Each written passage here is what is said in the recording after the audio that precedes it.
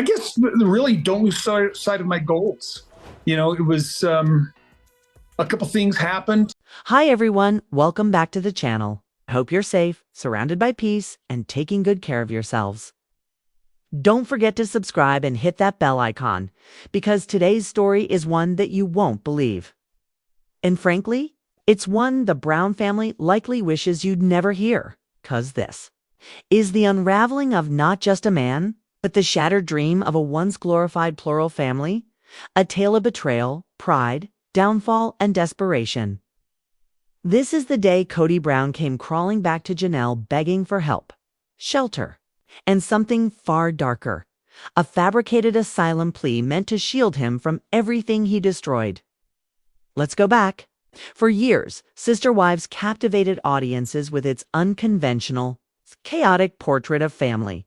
A man with 4 wives, nearly 24 kids, and a vision of shared love and united values.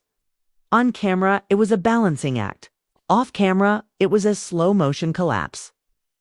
At the center of it all was Kody Brown, a man who prided himself on managing the impossible.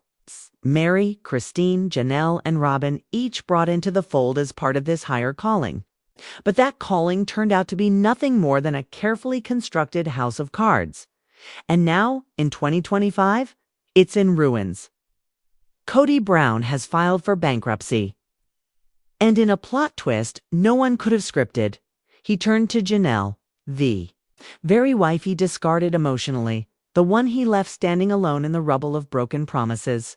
And he begged her for help. So how did we get here? In Kody's own words, managing the family finances was like running a business. Each wife was supposed to contribute, each household treated like a division of some sprawling empire. There were homes in Las Vegas, land in Flagstaff, a property called Coyote Pass that was supposed to be the future. There's Zion. They poured money into businesses, into land, into Robyn's failing jewelry line. But none of it was built on solid ground, especially not the relationships. Over time, the imbalance became painfully clear. Robyn, the 4th and final wife, became the favored one. And with that favor came funding. Lots of it. Family? Money was siphoned toward Robyn's lifestyle, her children, her dreams. While Christine and Janelle struggled, Robyn was being handed home's protection, and security, all at the expense of the others. And then came the pandemic. Virus, yes, but also a spotlight. It exposed what had already been decaying for years. Kody became militant, isolating with Robyn, enforcing separation from his other wives and children. Christine walked, then Janelle, then Mary. He ended up with just one woman, and a sea of silence. By the end of 2024, Kody was drowning. The house he shared with Robyn in Flagstaff was underwater. The Coyote Pass land, on the edge of foreclosure, unpaid property taxes, credit card debt, mounting legal threats, and most painful of all, he was alone. Robyn's infamous jewelry venture had crashed and burned. Court documents revealed an avalanche of back taxes and creditors circling. He couldn't even keep up appearances anymore. Fans started spotting him, disheveled, slouched, clutching crumpled court papers in his car outside the courthouse. Even Robyn's own family, once loyal, now wanted nothing to do with him. A source close to her parents said they felt deeply betrayed by how he used and discarded the others. They shut the door. So he turned to his children. One by one, he made the calls. A couch to crash on, temporary reprieve, a moment of mercy. But the answers were devastating. No, not here. Some didn't even answer. Others hung up on him. The emotional scars he left on his children by favoring Robyn were too deep, too fresh. No one wanted to offer shelter to the man who'd made them feel unwanted. So what does a man do when he's out of money, out of allies, and out of options? He makes one more call to the woman he once ignored. Janelle, she was living her own quiet life, peaceful, independent, strong. No more shared bank accounts. No more hierarchy. She had her grandchildren, her apartment, her career. And for the first time in decades, her own peace of mind, until her phone rang. Unknown number, she picked up. And the voice on the other end? Janelle, it's me. She froze. The voice was shaky, raw, almost unrecognizable. I have nowhere else to go. Please. I need help. In an interview weeks later, Janelle admitted, I thought it was a prank. I thought one of the kids was playing a joke. But then I heard the desperation in his voice, and I knew it's real. And it was bad. She asked the obvious. What? About Robyn? Kody's reply. Even Robyn's family won't help me. Everyone's turned on me. You're the only one who's ever truly understood me. Janelle said she nearly burst out laughing. After all the pain he caused me and my kids. Now suddenly I understand him. But still. She said she'd meet him the next morning. Why? Maybe curiosity, she said. Maybe compassion. I'm still not sure. What she didn't know was that Kody wasn't just looking for a place to sleep. Hey, had something far more calculated in mind. A legal stunt, a loophole, a lie. You see, Kody had recently spoken to an old friend, someone who convinced him of a bizarre, almost unbelievable plan. If he could prove he was persecuted, driven from his family, abandoned by loved ones, with nowhere to live, he might be able to claim domestic asylum. Yes, you heard that right. Asylum. In his own country.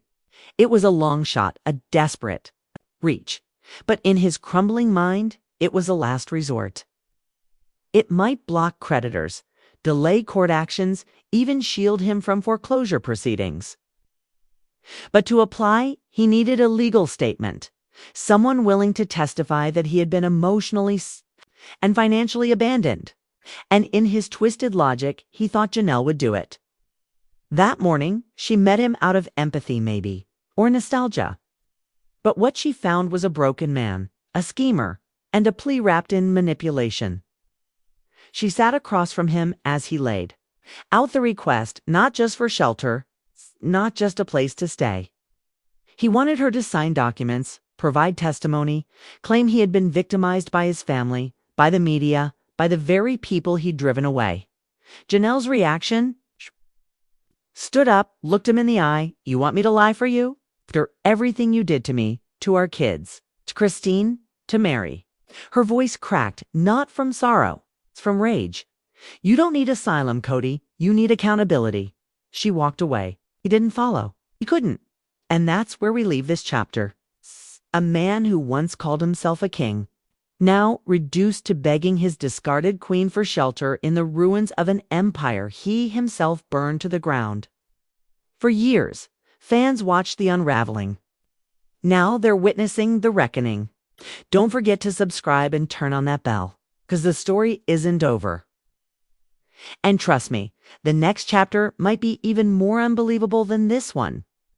Until then, take care of yourselves, and remember, sometimes the truth doesn't just set you free. It leaves those who lied in the ashes. The reason I lost sight of my goals was just a simple experience where in the frustration of managing and working to...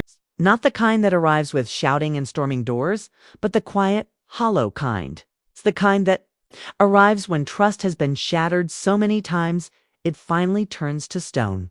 Because today, we're talking about the moment Kody Brown tried to manipulate Janelle into committing legal fraud, all while dressed in rags, tears in his eyes, and the wreckage of his once proud empire behind him. And that was just the beginning. This story doesn't just end with one desperate plea at a cafe. It reveals the deeply rooted systemic betrayal that tore the Brown family apart, favoritism, financial neglect, and the unspoken truth that some children were loved more than others. Let's begin. See in the cafe encounter, a fall from grace. He wasn't the man we remembered. Not the one who used to stroll into family meetings with bravado, nor the polished patriarch who claimed to hold everything together. This was a man broken. At a dingy cafe just outside Flagstaff, Kody Brown showed up looking like a ghost of himself. Wrinkled shirt, cracked boots, and a tattered old backpack slung across his shoulder. The confident sparkle he once carried in his eye was gone, replaced by a flickering panic. Janelle met him there, not out of obligation, not because she owed him anything, but because, in spite of everything, she still had a heart. What happened next was almost cinematic, except there was no script. It's just a worn man reaching out to the one woman he had consistently underestimated. "I know I don't deserve your mercy," he said, barely above a whisper. "But you've always been my anchor. You're the practical one. I need you to help me through this. Just sign these papers so I can stay, please.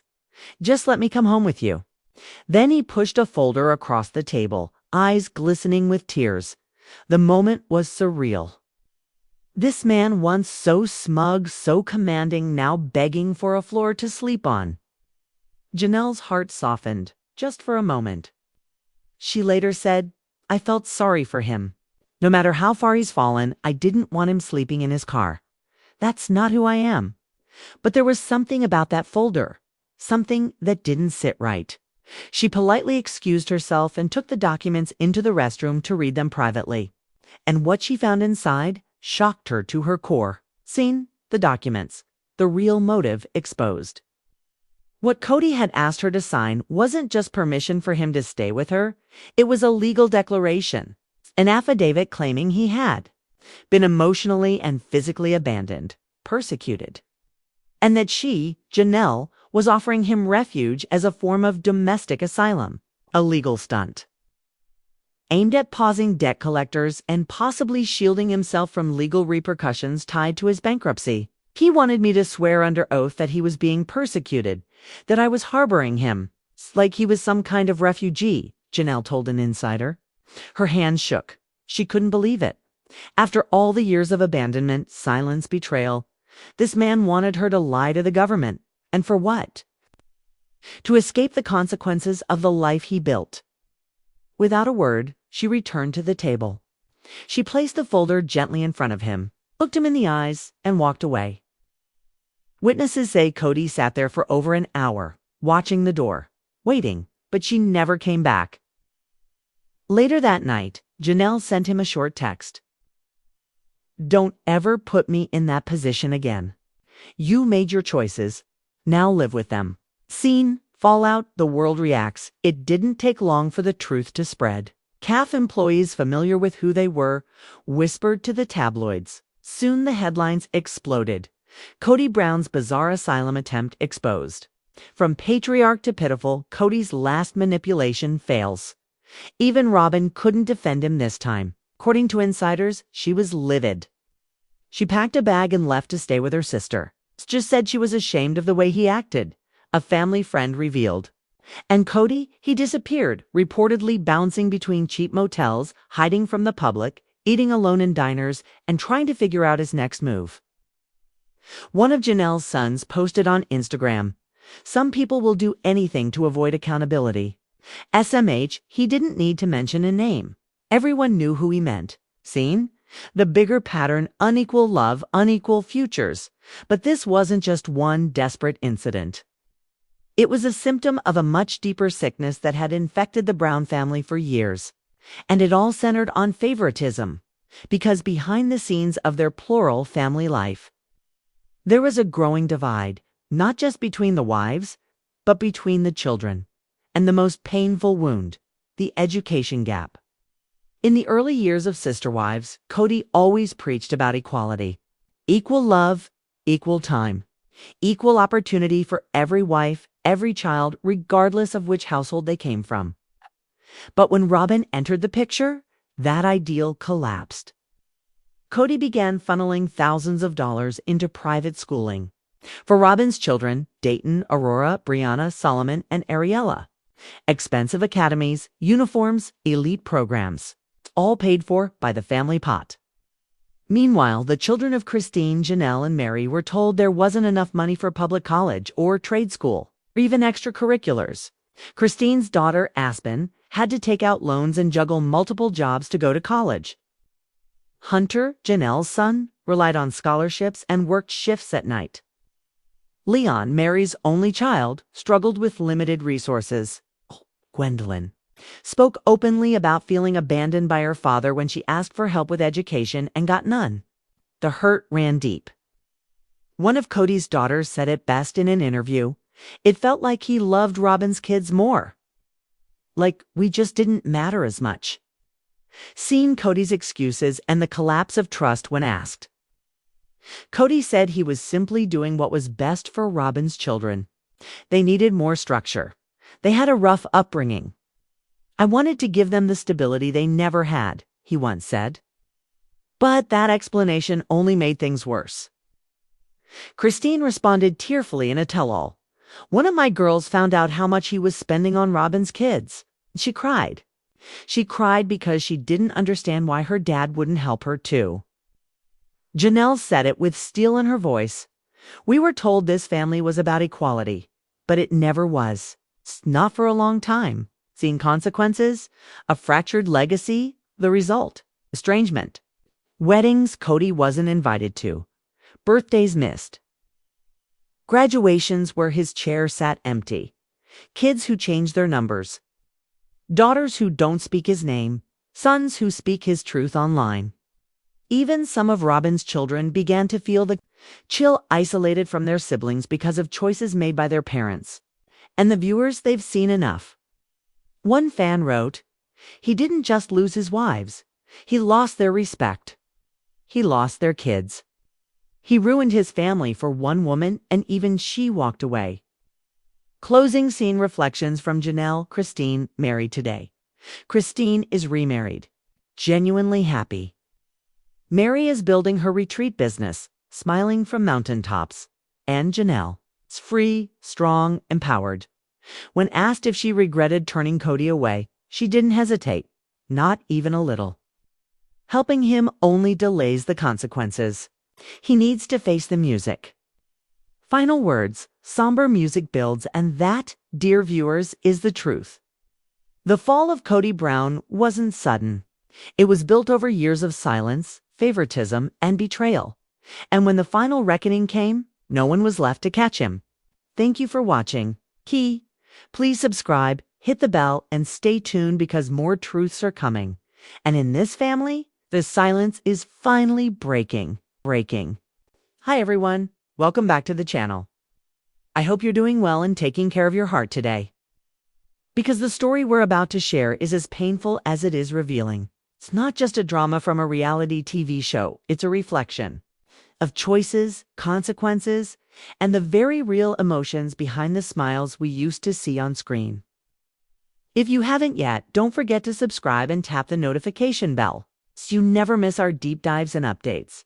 Now, let's begin. This is the story of the Brown family, not the version on posters or TV trailers, but the version that unraveled slowly, painfully, and tragically behind closed doors. It is a story of dreams broken, of silence that screamed, and of words that cut deeper than most could imagine. The rise and fall of a plural dream once upon a time. Kody Brown was the face of something revolutionary in mainstream America. A man who declared love and unity as the foundation of his plural family. Building a life with 4 wives, Mary, Janelle, Christine, Stunstall, Robyn, raising almost 24 children under the umbrella of faith, cooperation, and mutual respect. Or so it seemed. For years, audiences watched in fascination as Kody Guidador tried to guide his complex family through the ups and downs of a plural lifestyle.